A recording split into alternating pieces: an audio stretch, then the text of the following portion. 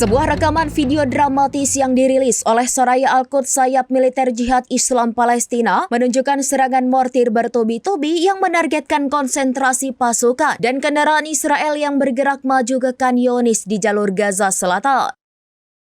Tayangan menggemparkan ini yang diverifikasi keasliannya menjadi bukti terbaru intensitas pertempuran sengit yang berkecamuk di wilayah tersebut.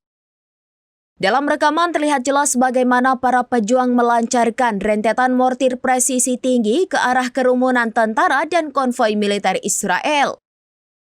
Bola-bola api dan kepulan asap tebal membumbung tinggi mengindikasikan dampak langsung serangan terhadap sasaran vital.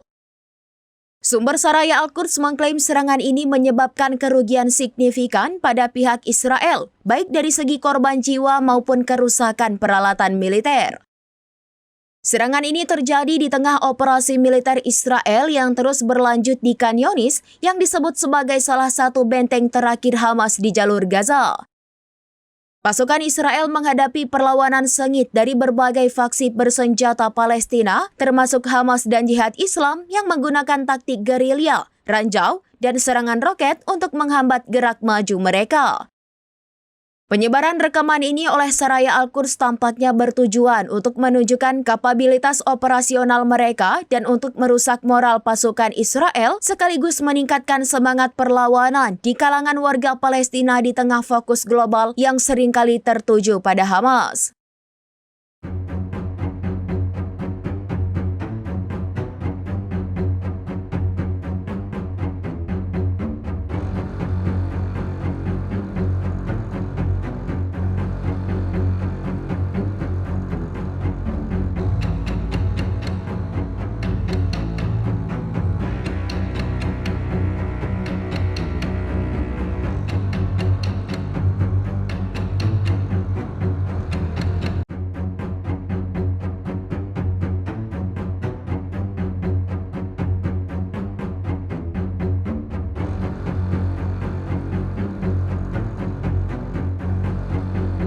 Download Tribun X sekarang, menghadirkan lokal menjadi Indonesia.